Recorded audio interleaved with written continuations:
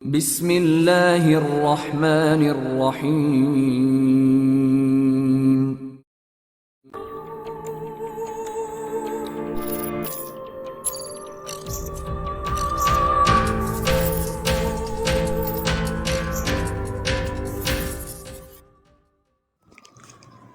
السلام علیکم دوستو، Fabian society Imran series novel by Mazhar Kaleem M A. اگر آپ نے ابھی تک ہمارے چینل جاسوسی دنیا کو سبسکرائب نہیں کیا تو سبسکرائب کریں اور بیل آئیکن پر کلک کیجیے۔ کیا رقم کی ضرورت ہے تمہیں؟ عمران نے پیالی اٹھا کر چسکی لیتے ہوئے پوچھا۔ جی نہیں، اللہ کا دیا سب کچھ ہے، سلیمان نے جواب دیا۔ کیا گاؤں جانا چاہتے ہو؟ چھٹی چاہیے؟ عمران نے حیران ہوتے ہوئے کہا۔ جی نہیں، ایسی کوئی بات نہیں، سلیمان نے جواب دیتے ہوئے کہا۔ پھر کیا اکیلے رہتے رہتے بور ہو گئے ہو؟ عمران نے منہ بناتے ہوئے کہا۔ نہیں، ایسی بات بھی نہیں، سلیمان نے اسی لہجے میں جواب دیتے ہوئے کہا۔ تو پھر کیا بات ہے؟ یہ تمہاری فرما برداری اور تابعداری سے مجھے خوف آ رہا ہے، عمران نے کہا۔ اس میں خوف کی کیا بات ہے صاحب؟ میں آپ کا ملازم ہوں، آپ میرے مالک ہیں، اگر میں آپ کی تابعداری اور فرما برداری نہیں کروں گا تو کس کی کروں گا؟ سلیمان نے اسی طرح مؤدبانہ لہجے میں کہا۔ دیکھو، جو تمہارے دل میں ہے وہ بتا دو، ورنہ… عمران نے اب مصنوعی غصے سے آنکھیں نکالتے ہوئے کہا۔ دل میں آپ کی تابعداری اور فرما برداری ہی ہے صاحب، بے شک آپ جس طرح چاہیں دیکھ سکتے ہیں، سلیمان نے اسی لہجے میں جواب دیا۔ اس کا مطلب ہے کہ اماں بھی کو فون کروں؟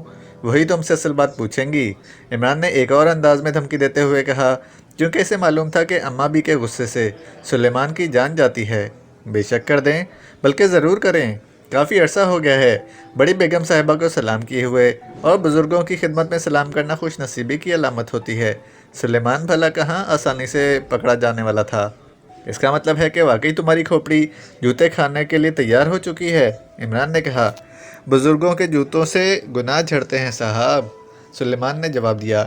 اچھا، پھر میں دیکھتا ہوں کہ تمہارے کتنے گناہ جھڑتے ہیں، عمران نے کہا اور ہاتھ بڑھا کر ریسیور اٹھا لیا۔ اس کا خیال تھا کہ سلیمان اب بول پڑے گا، لیکن سلیمان اسی طرح معصوم صورت بنائے خاموش بیٹھا ہوا تھا۔ پھر کروں فون؟ بولو، آخری موقع ہے تمہارے پاس، عمران نے کہا۔ بے شک کر دیں جناب، اس میں موقع کی کیا بات ہے، لیکن آپ کو تو روزانہ بڑی بیگم صاحبہ کو فون کرنا چاہیے، سلیمان نے کہا تو عمران نے بے اختیار ایک طویل سانس لیا اور پھر ریسیور رکھ دیا۔ ٹھیک ہے، تم جیتے میں ہارا، اب بولو کیا مسئلہ ہے؟ کوئی مسئلہ نہیں ہے صاحب، اللہ کا شکر ہے، سلیمان نے جواب دیا۔ یا اللہ، کس اداکار سے واسطہ پڑ گیا ہے؟ ویسے تمہیں کس حکیم نے کہا تھا کہ تم باورچی بن جاؤ؟ کیا تم ہالی ووڈ نہ جا سکتے تھے؟ عمران نے زچ ہوتے ہوئے کہا۔ میں یہاں ہالی ووڈ سے زیادہ خوش ہوں صاحب، سلیمان نے جواب دیا۔ اب اماں بھی کو فون کرنا ہی پڑے گا، عمران نے ایک طویل سانس لیتے ہوئے کہا اور ریسیور اٹھا کر اس نے تیزی سے نمبر ڈائل کرنے شروع کر دیے۔ آخر میں اس نے لاؤڈر کا بٹن بھی پریس کر دیا، لیکن اس کی نظریں مسلسل سلیمان پر جمی ہوئی تھیں، لیکن وہ بڑے اطمینان بھرے انداز میں بیٹھا ہوا تھا۔ جی صاحب، رابطہ قائم ہوتے ہی دوسری طرف سے پرانے اور بوڑھے ملازم رحمت علی کی آواز سنائی دی۔ بابا رحمت بول رہے ہو؟ السلام علیکم ورحمۃ اللہ وبرکاتہ، عمران نے کہا۔ اوہ چھوٹے صاحب آپ؟ وعلیکم السلام ورحمۃ اللہ وبرکاتہ، میں رحمت علی بول رہا ہوں چھوٹے صاحب، کیسے ہیں آپ؟ دوسری طرف سے کہا گیا۔ اللہ کا شکر ہے، تم سناؤ کہ تمہاری بہو کا کیا حال ہے؟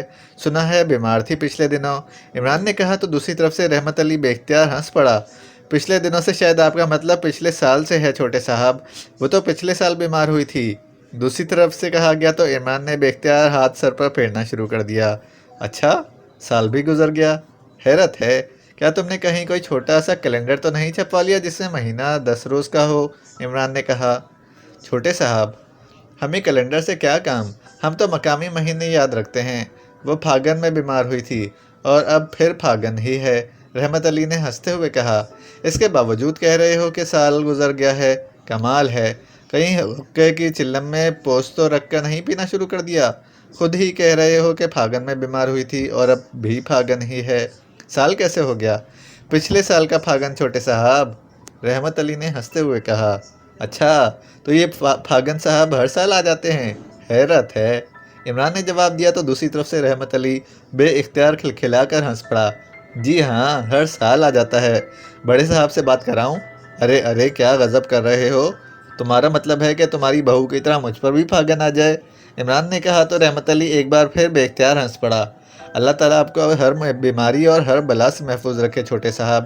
میں نے تو اس لیے کہا تھا کہ بڑے صاحب ابھی آفس سے آئے ہیں، آج جلدی کیسے آ گئے؟ ان کی طبیعت تو ٹھیک ہے نا؟ عمران نے قدر پریشان ہوتے ہوئے کہا۔ جی ہاں، بڑی بیگم صاحبہ نے بھی پوچھا تھا تو بڑے صاحب نے بتایا تھا کہ کچھ ضروری کام گھر میں کرنا تھا، اس لیے جلدی آ گئے ہیں، رحمت علی نے جواب دیتے ہوئے کہا۔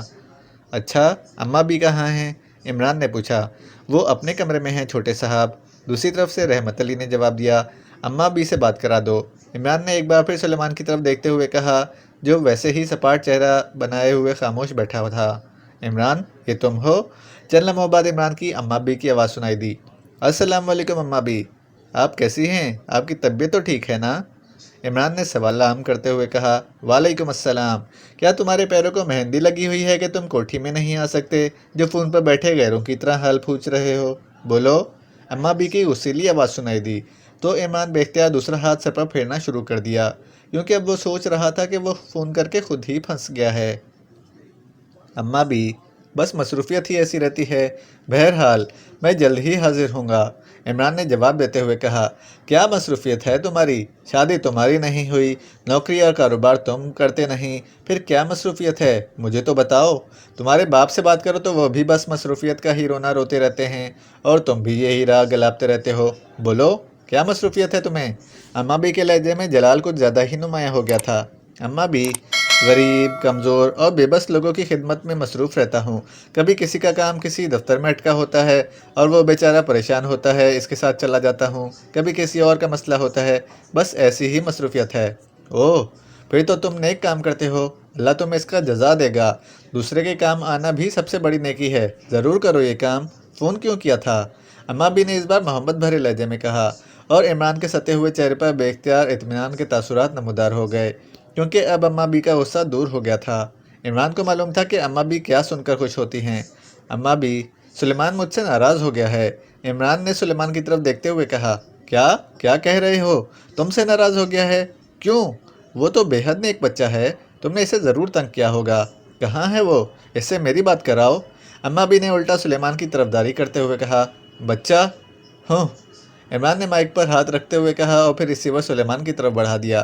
بڑی بیگم صاحبہ، السلام علیکم۔ سلیمان نے ریسیور لے کر انتہائی مدبانہ لہجے میں کہا۔ کیا ہوا ہے تمہیں؟ کیوں ناراض ہو رہے ہو عمران سے؟ مجھے بتاؤ اس نے کیا کہا ہے، میں اس کا سر جوتیوں سے توڑ دوں گی۔ ابھی کہہ رہا تھا کہ وہ دوسروں کی خدمت کرتا پھر رہا ہے، اور پھر اپنے گھر کا یہ حال ہے۔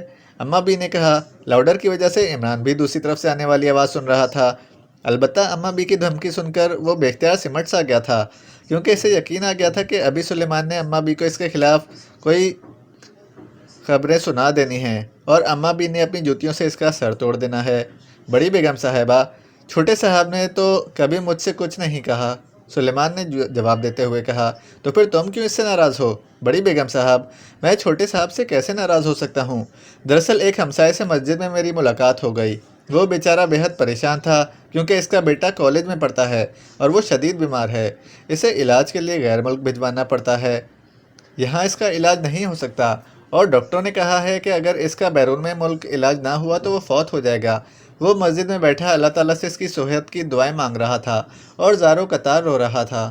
سب نے اس سے پوچھا تو اس نے ساری باتیں بتائی ہیں، اور یہ بھی بتایا کہ 10 لاکھ روپے خرچ آتا ہے، اور وہ غریب آدمی ہے، بس اس وقت سے طبیعت بے حد پریشان ہے۔ چھوٹے صاحب نے یہ سمجھا کہ میں ان سے ناراض ہوں۔ سلیمان نے آخرکار اصل بات بتا دی۔ اوہ، تو تم میرے پاس کیوں نہیں آئے؟ بولو، کیا میں نے پہلے انکار کیا ہے؟ اماں بھی نے انتہائی غصیلے لہجے میں کہا۔ بڑی بیگم صاحبہ، وہ دراصل بڑے صاحب سے ڈر لگتا ہے، سلیمان نے آہستہ سے کہا۔ کیوں ڈر لگتا ہے؟ کیا تم نے اس رقم سے جوا کھیلنا ہے؟ بولو، اماں بھی نے اور زیادہ غصیلے لہجے میں کہا۔ میں اسے لے کر حاضر ہو جاؤں گا بڑی بیگم صاحبہ، سلیمان نے سہمے ہوئے لہجے میں کہا۔ اسے ساتھ لانے کی ضرورت نہیں ہے، اس کی عزت خراب ہوگی، بس تم میرے پاس آ کر رقم لے جاؤ اور سارا انتظام کراؤ، سمجھے؟ جی بہتر بڑی بیگم صاحبہ، سلیمان نے جواب دیا، اور دوسری طرف سے ریسیور رکھے جانے کی آواز سنائی دی تو سلیمان نے ریسیور رکھ دیا۔ یہ بات تم مجھے نہیں بتا سکتے تھے؟ کیوں؟ عمران نے آنکھیں نکالتے ہوئے کہا۔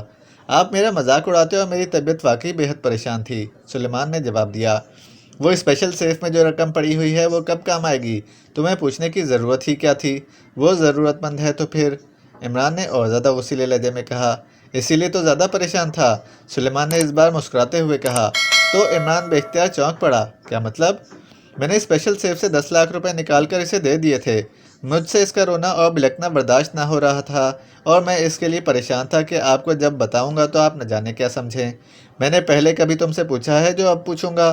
مجھے معلوم ہے کہ تم غلط جگہ پر 1 روپیہ بھی خرچ نہیں کرتے، اور اب اماں بھی سے کیا کہو گے؟ یہ تو میں نے آپ کے فائدے کی بات کی ہے، ورنہ اگر میں بڑی بیگم صاحبہ کو آپ کے سیف سے رقم نکال کر دینے کا کہہ دیتا تو وہ فوراً پوچھتی کہ اتنی رقم آئی کہاں سے ہے۔ اب میں کیا بتاتا؟ سلیمان نے مسکراتے ہوئے کہا۔ اوہ ہاں، واقعی، اوہ تم نے بہت اچھا کیا، لیکن اب اماں بھی سے لی ہوئی رقم کا کیا کرو گے؟ وہ بھی اسے ہی دے دوں گا، کیونکہ میں نے ساری تحقیق کر لی ہے۔ خرچہ بہرحال 10 لاکھ سے زیادہ ہی آئے گا، سلیمان نے جواب دیا۔ ٹھیک ہے، اب 1 کپ چائے اور لے آؤ، عمران نے اطمینان بھرا طویل سانس لیتے ہوئے کہا، اور سلیمان مسکراتا ہوا واپس گیا ہی تھا کہ ٹیلی فون کی گھنٹی بج اٹھی اور عمران نے ہاتھ بڑھا کر ریسیور اٹھا لیا۔ علی عمران، MSc DSc آکسن بول رہا ہوں، عمران نے ریسیور اٹھاتے ہوئے اپنے مخصوص لہجے میں کہا۔ ناٹران بول رہا ہوں عمران صاحب، دوسری طرف سے ناٹران کی آواز سنائی دی۔ اوہ ہاں، کیا رپورٹ ہے؟ وہ دونوں ایئرپورٹ سے راٹھور کالونی کی ایک کوٹھی میں گئے ہیں، وہاں کچھ لوگ پہلے سے موجود تھے اور وہ دونوں بھی وہیں موجود ہیں۔ اب مزید کیا حکم ہے؟ ناٹران نے جواب دیتے ہوئے کہا۔ حکم تو حاکم کا ہوتا ہے، میں تو خود محکوم ہوں۔ میں نے سوچا کہ حاکم کا کوئی کام بن جائے تو شاید کوئی چھوٹا موٹا چیک ہاتھ لگ جائے، لیکن اب کیا کہوں؟ اے بسا آرزو کے خاک شدہ، عمران نے کہا تو دوسری طرف سے ناٹران بے اختیار ہنس پڑا۔